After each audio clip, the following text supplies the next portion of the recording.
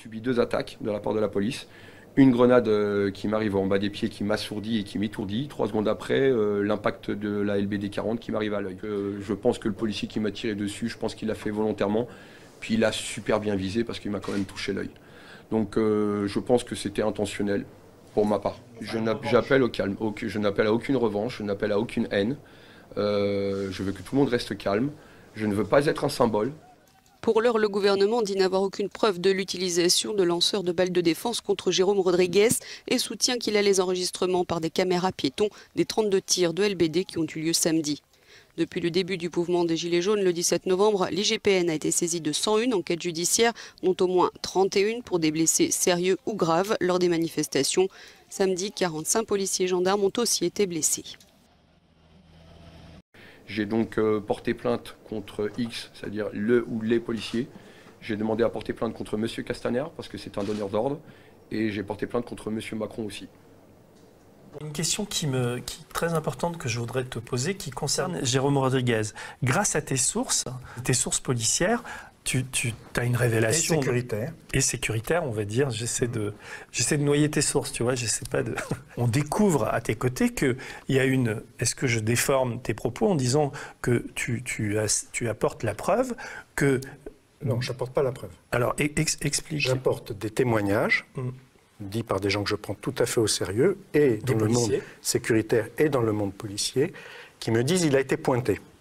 Jérôme Rodriguez. Donc Jérôme Rodriguez qui a perdu l'œil à la Bastille dans un acte des Gilets jaunes, je crois de début février, la date est, je crois, celle-là, dans des circonstances invraisemblables. Il est totalement pacifique. Il est là même en train de pacifier l'atmosphère qui est en train de dégénérer.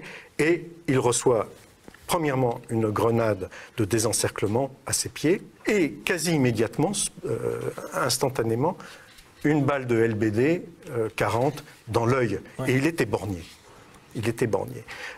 Lui-même n'a aucun doute sur l'origine de cet éborgnement. Il le dit d'emblée, y compris d'ailleurs en se filmant lui-même dans l'ambulance des pompiers qui le mène à l'hôpital Cochin. Il accuse très rapidement un tir de LBD 40 qui était déjà sur la sellette à l'époque. Son avocat fait de même.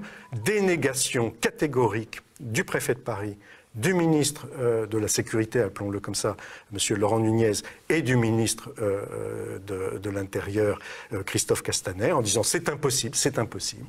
Et il apparaît finalement que plusieurs jours plus tard, un gendarme est obligé de convenir qu'il a effectivement fait un tir de LBD, même s'il nie que c'était un tir de LBD qui avait été dirigé contre Jérôme Rodriguez. Or, les sources qui sont les miennes me disent il a été pointé. Cet homme-là devenait extrêmement populaire, il est charismatique, et c'est pour ça qu'il a été pointé. Alors justement, je voudrais que tu... Comme d'ailleurs tu disais, il y a la crainte que Christophe Détinger devienne un héros, et c'est pour ça qu'on le martyrise et qu'on empêche, qu'on le met en cabane en quelque sorte pour le cacher, pour lui interdire de prendre la parole, ce qui est le cas actuellement. Ça n'est pas seulement un acte gratuit ou un policier qui se dit tiens je vais me payer Rodriguez. On voit bien que ces policiers qui tirent au LBD ont des consignes. Oui. C'est ce qui apparaît dans le truc. Alors, pour 99% d'entre eux, ou 90%, ils n'ont pas de consigne précise comme celle-là. Se payer Rodriguez... En revanche, ils ont l'autorisation de... D'ailleurs, il y a un passage du livre qui le dit, c'est qu'il est filmé, ce pauvre policier, avant que sa hiérarchie intervienne, pour dire « Ben non, nous, c'est autorisé de tirer au visage. » Parce que j'ai toute une thématique sur qu'est-ce que ça signifie de tirer sur les visages. Quand même... Et donc, il y a un policier qui dit bah oui, non, interrogé par un gilet jaune, mais alors, vous savez que vous n'avez pas le droit de tirer sur les visages? Si, on est tout à fait autorisé. Bon, ça, c'est le commun, tu vois, de la police. Il y a au sein de la police des gens très spécialisés et dans le renseignement et dans l'action en conséquence du renseignement qui visent des efficacités comme un commando de services spéciaux quand il y a nécessité de désamorcer une situation dangereuse.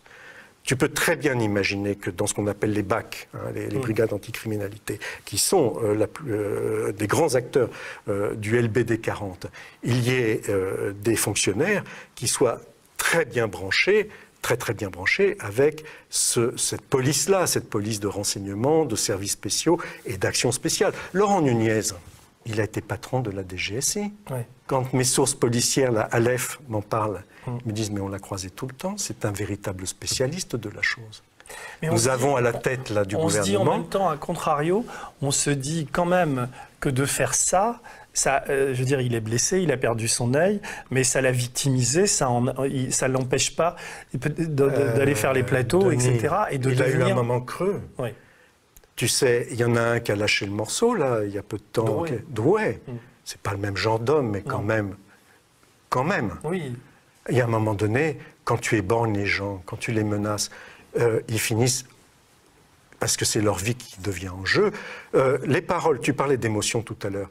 Moi, Jérôme Rodriguez, j'ai trouvé que cette génération, parce que quelque part, il est aussi, lui, plus jeune que nous, qui ose dire qu'il est coquet, qui ose dire que ça va être très dur de se regarder dans la glace, qu'il a un visage, que pour lui, c'est important d'être beau, et que là, on l'a déglingué. C'est le mot, Denis.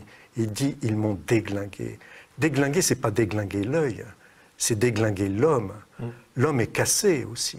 Et là, il survit pourquoi? Parce qu'il est transcendé par une cause, parce qu'il est porté par une histoire. On a accusé les Gilets jaunes d'être antisémites. Sa famille a été dans la résistance. Il a des pendus résistants. Il y a Mauthausen aussi.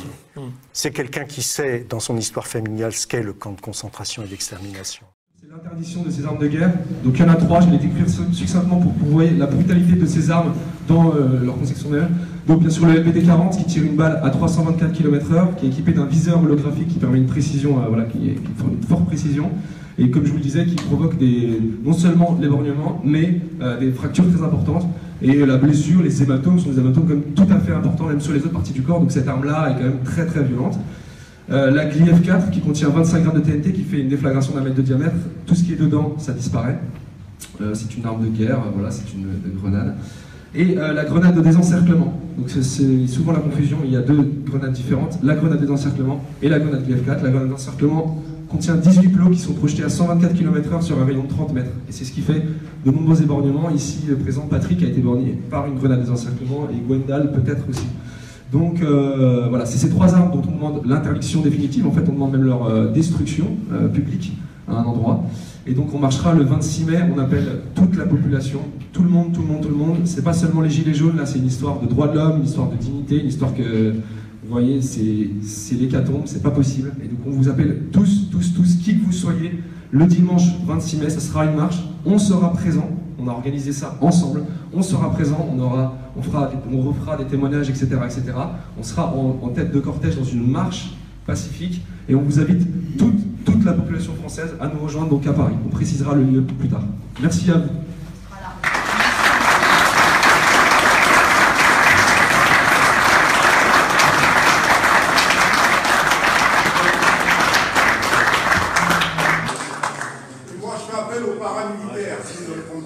Est-ce qu'on peut poser une question? Non. C'est possible? C'est possible de poser une question? Moi j'ai une question qui va s'adresser aux médias, parce que ici je vois BFM Télé, LCI, CNews, alors des chaînes d'information en continu, et je vois aucun direct en fait sur les télévisions actuellement. Et je me demande quand est-ce que la vérité et la justice va pouvoir avoir lieu tant que les médias feront pas correctement leur travail. Voilà. Ok, posez-vous cette question, voilà, c'est ma question. Je voudrais juste rajouter une chose. On demande également, c'est la séparation des pouvoirs entre l'État et la justice. Est-ce qu'il y a d'autres questions?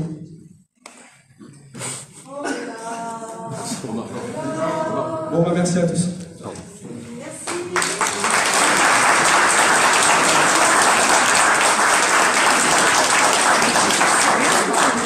Moi, je voudrais juste rajouter quelque chose, s'il vous plaît. Oui.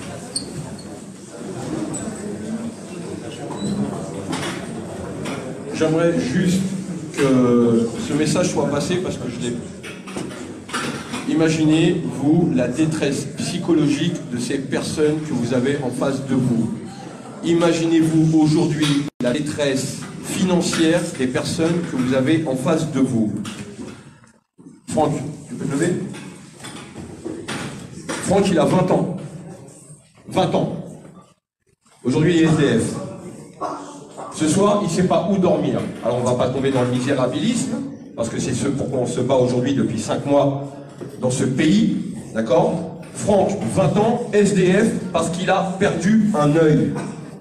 Parce que le gouvernement, en instrumentalisant la violence de sa police à des fins de protection et de se protéger eux-mêmes, font en sorte qu'un gamin de 20 ans aujourd'hui se retrouve à la rue parce qu'il a perdu un œil. Parce qu'il a eu les couilles et les courages de descendre dans la rue pour défendre son avenir.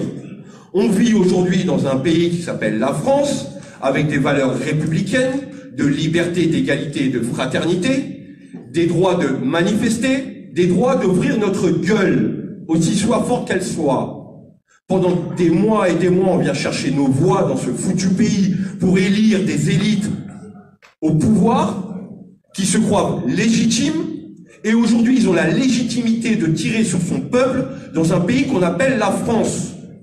Je trouve regrettable aujourd'hui que, comme le week-end dernier, on fasse tout un battage médiatique sur 10 pélos dans une manif qui crie « Suicidez-vous » et que vous ne cherchez pas à comprendre pourquoi les flics, les infirmiers, les enseignants, France Télécom, les agriculteurs se suicident.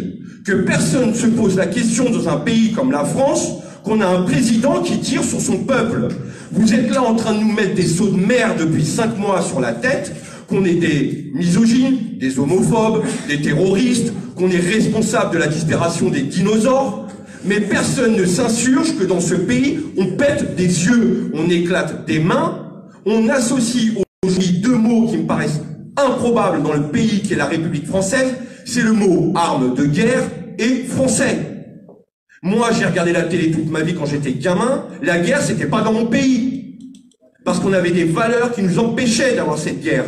Alors je vous en supplie, messieurs, dames les médias, soyez le relais de ces voix, soyez le relais de ces yeux qui ne vous voient plus aujourd'hui, pour ouvrir les yeux à tous ces éditorialistes et spécialistes qui ne comprennent pas ce qui se passe en France, qui ne comprennent pas que certains peuvent rentrer dans un climat de violence, parce que je suis désolé, moi ça va, je suis pacifique, d'accord? Mais demandez à ma mère. Demandez à ma mère si elle n'a pas envie de crever les yeux à Macron. Demandez à ma mère si c'est pas moi qui la tempère. Pour que moi je puisse garder ce côté pacifique de non-haine ni violence. Vous avez des violents là en face de vous? Vous avez des violents en face de vous? Vous avez des jeunes qui sont battus pour leur avenir. J'ai 40 ans.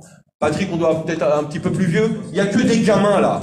Que des gamins qui se sont battus pour leur avenir. Et combien de casseurs? Et si ça, monsieur Macron n'est pas prêt à l'entendre, il n'a aucune légitimité à gérer ce pays. Parce qu'on ne règle pas à coups d'LBD dans la gueule un mouvement social et populaire juste pour un mieux vivre. On n'a pas réclamé l'aumône, on a juste réclamé un mieux vivre et on ne mérite pas de prendre une bastos dans la gueule. Voilà. Alors s'il vous plaît, relayez ce message qu'on est en France, qu'on est le seul pays au monde à utiliser des armes de guerre pour du maintien de l'ordre qui n'en est même plus.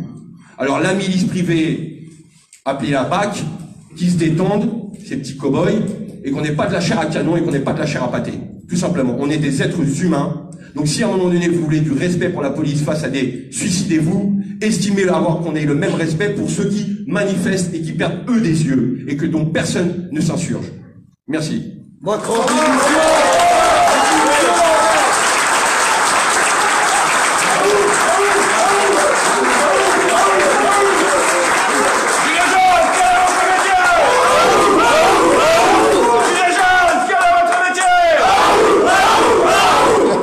Je vais juste insister, on parle de médias.